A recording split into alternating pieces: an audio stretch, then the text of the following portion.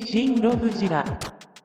Today we're going to be talking about the Bandai movie monster series Godzilla 2000. Godzilla 2000, or Godzilla 2000 Millennium, was released in 1999 in Japan and has since then seen multitudes of representation. Oodles and oodles of Bandai vinyl figures, 2 SH Monster Arts figures, a whole bunch of X+, I could go on and on. This lovely lad that we'll be talking about today though is the 2016 variant and does indeed differ from other releases. This release is a reissue of the 50th anniversary memorial box mold with a revamped paint job, which, yes, is why this version is so much smaller as compared to the original. This figure was released alongside Tin Can from Sauce, and it was released the same year as the first wave of major Shin Godzilla figure releases from the movie monster series, as well as the Godzilla vs. Evangelion Kiryu repaints from the movie monster series. And like we always do, we'll take a look at the tag first, and we have a pretty crisp tag over here. We got a picture of Godzilla 2000. He's like lurching forward, going all blah, blah. And as you can see, it says 2016 in the corner over there. Millennium Godzilla. Yet again, we have Godzilla 2000, movie monster series,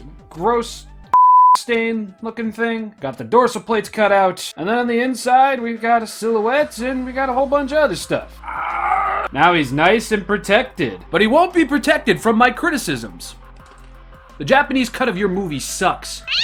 Look at this spiky boy. Look at how spiky he is. It's the first thing I gotta talk about, honestly. These dorsal fins are beautiful. We've got nice little craters at the root of all of them, just coated in detail in this beautiful metallic pinkish purple. It's fantastic. It's one of the reasons why I like the Godzilla 2000 design so much. I mean, Bandai, just make a figure out of these. Forget Godzilla, just give me the sponge. God, I love the way they glisten in the light like that. And I also really love that there's a row of dorsal fins behind this row of dorsal fins. You can see them right back here, and they're properly detailed and nice looking. That comment is extremely relevant to something I'll be talking about later. And thankfully, the pretty purple dorsal fins continue until we get to the tail, well, a better part of the tail. And where the dorsal fins do exist and are properly painted, I think they look rather fantastic. Super duper fantastic, I must say. And just because I love talking about these things, let's take a look at the other side of these, and dang, dang, dang, they look great. Still don't understand why they're only painted on one side. Now let's take a look at this long-snouted face of Godzilla 2000, and it seems to be pretty dang accurate and on point. That straightforward shot is just perfect. Okay, maybe it's not perfect, but I would definitely say that is the closest to perfect that the movie monster series has gotten until Godzilla 1991 comes in. Oh my god, I'm so freaking excited for that figure. Lol. Moving him over to this side, we have a very beautiful profile shot of Godzilla 2000, and you can see his eyes are a bit of a gravy color. I don't know why, I feel like they were red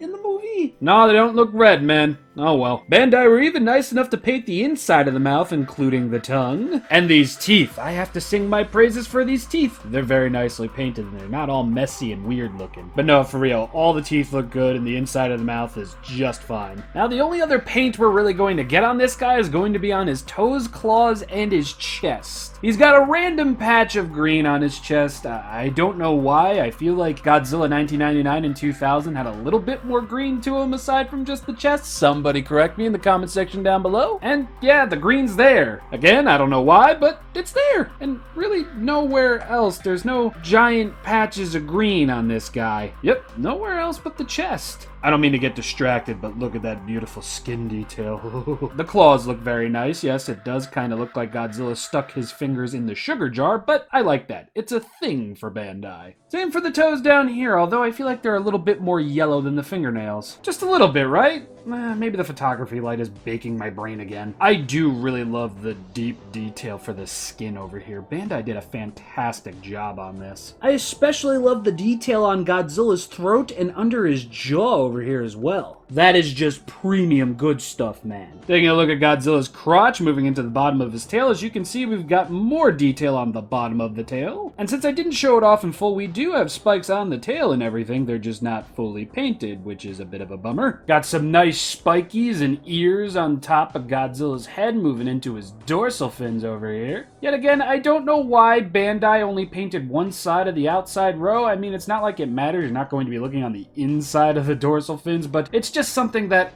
I notice a little bit too much these days. And unfortunately, it's going to be exactly like that on the tail. And you know, it's weird. You've got these weird paint lines on the center row of dorsal fins, which are the only dorsal fins that were painted on both sides. I guess just the way this thing was painted, they might have had these things in a mold or something. I don't know. But likewise, the detail is absolutely beautiful. Look at it illuminate in this beautiful lighting. I especially love that we have some spikes on Godzilla's upper thighs over here, which are raised. This is something that I've seen on all of the Godzilla 2000 figures, well, all the ones that I own. I simply enjoy that they exist, as I do enjoy the fact that this lovely figure exists. Yeah, he does suffer from some modern-day Bandai-isms, hopefully things that are going to be taken care of post-91 in the 2 new Gamera figures, please. But even with the half-painted tail, I would definitely say this is one of the Movie Monster series' stronger, newer releases. I can't help it, I'm a sucker for metallic pinkish-purple dorsal fins. I don't know what to tell you. So, a solid start in terms of paint and detail. Now let's move on over to articulation. The arms can move in and out like so. They could go all the way around, but I don't want to risk scuffing off the finger paints. Of course, it's like that on both sides. The legs can go all the way around like so. Yep, on both sides. Wowzers. Maybe don't do that. Nothing at the tail and nothing at the head. Typical Bandai articulation. Solid star. Now I wanted to have a little bit of extra fun with this review, so I figured I would compare him to a few other Godzilla 2000/1999 figures that I have. Here he is with the 1999 Godzilla 2000 release, and as you can see, there's quite a few differences between the two. One of those major differences being the height and the skin color for Godzilla. This guy is a little bit more of a muted foresty green, while this guy kind of looks like just a charcoal black. And I think you can tell from here, but the dorsal fins are clearly painted up different. This guy's got a bit of a fade going on towards the root of the dorsal fins, and the purple is a little bit more of a matte color. He's kind of got the fade going on here too, but over here on the 1999 version, there's a bit of silver before it hits the green, and I like that. That's a nice little touch Bandai added. And for the most part, the dorsal fins are the same between the two, only this guy's are a lot more detailed than the originals. Shocker, I know. And I guess the only other major difference between the two would be the original has a fully painted tail, the newer one does not, and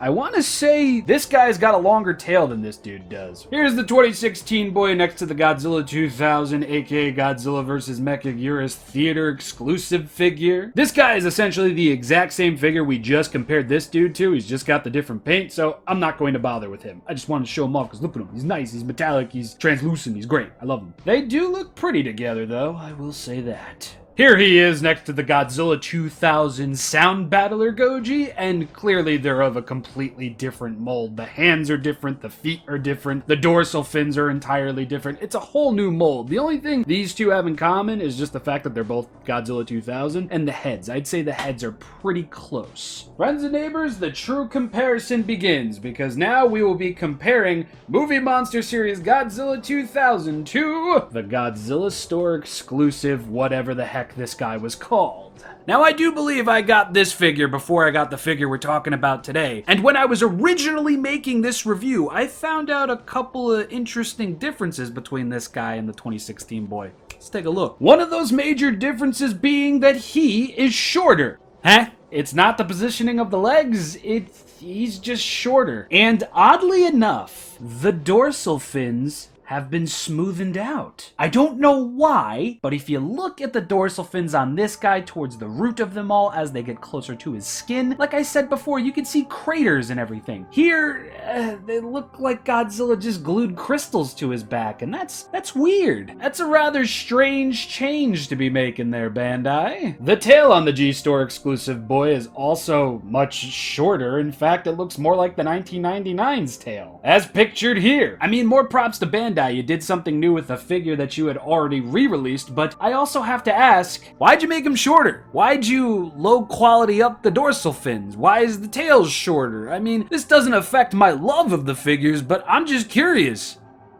Why? I love the metallic paint on this guy, and the dorsal fins do look fantastic. The center row looks a lot more detailed, but did you make a whole new back piece, Bandai? If so, why? This is a whole Godzilla X-file. Like, what the heck, man? But before I go all Rob Mulder on all of you, I'm just gonna end this video off now. This guy is a loving, solid 3 stars, totally worth picking up, especially if you don't have a Godzilla 2000 figure, since the older ones can get a little bit on the pricey side. And I guess I could say I technically own a Godzilla 2000 memorial box figure, except that one wasn't tagged, and it's just the mold with new paint and everything, so technically I can't, but technically I can. I'm not gonna get into semantics here. Patrons, thank you so much for becoming ShinRobjira patrons. I absolutely appreciate it. Social media and merch pages will be linked in the description below. And that's it. I hope you enjoyed. I'm finally done with the Bandai Lost Movie Monster Series tetralogy. It took a whole hecking year for me to make this video. I hope the wait was worth it.